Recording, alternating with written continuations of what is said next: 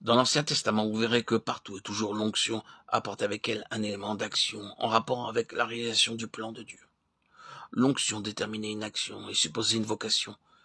Elle comportait pour celui qui en était l'objet une certaine position au sein de son entourage, une certaine dignité, pour ne parler que de ces caractères-là. Mais c'est naturellement le Nouveau Testament qui fait ressortir la chose avec le plus d'évidence. Prenons par exemple le cas du Seigneur Jésus. Il était né de l'Esprit. Et nous n'avons aucune raison de penser que l'Esprit de Dieu n'ait pas été avec lui dès son enfance pendant le long silence de ses 30 premières années.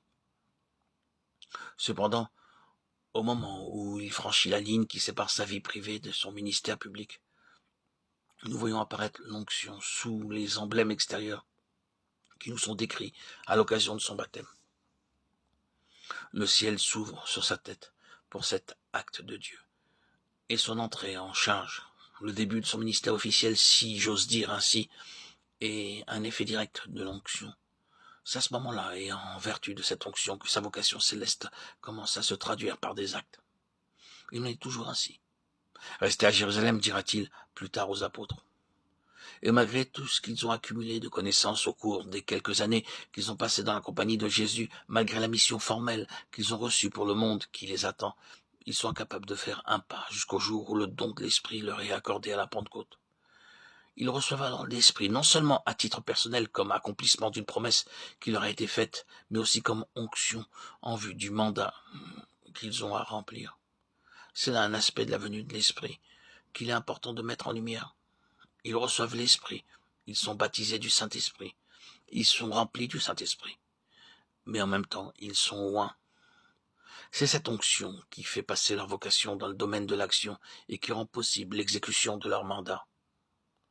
Le langage que l'apôtre Paul tient aux Corinthiens plus tard est dans le même sens. Nous l'avons vu au verset 21 de 2 Corinthiens. Celui qui nous a fermés avec vous en Christ et qui nous a oints, c'est Dieu. Je crois qu'il fait allusion ici à lui-même, à Sylvain et à Timothée. Mais il ne laisse pas les Corinthiens en arrière car ils sont au bénéfice de la même onction, tout comme lui-même et ses compagnons de travail. Il serait bon que nous puissions nous attarder un peu ici pour voir comment cette seconde épître aux Corinthiens rend la chose possible. La première lettre est corrective, la seconde est constructive. Dans la première, l'apôtre s'emploie à renverser 2 fausses notions, et c'est nécessaire. Dans la seconde, il reconstruit. À Corinthe, le Seigneur n'avait pas toute la place qui aurait dû lui revenir. La première lettre représente de la part de l'apôtre un effort de mise au point. La seconde, au contraire, nous met en présence d'une église qui a mis bon ordre à ses affaires et qui peut en conséquence recevoir une mission. C'est le service, vous ne l'ignorez pas, qui transparaît au travers de cette deuxième épître. C'est pourquoi ayant ce ministère, ce seul mot est la clé de toute l'épître. C'est pourquoi, ayant ce ministère selon la miséricorde qui nous a été faite, nous ne perdons pas courage. Nous rejetons les choses honteuses qui se font en secret. Nous portons ce trésor dans les vases de terre. Notre ministère, c'est de manifester Christ, dont Dieu a fait rayonner la gloire au-dedans de nos cœurs. Détruisant ainsi le travail ténébreux de l'adversaire, nous mettant à l'abri de celui qui aveugle l'intelligence des incrédules.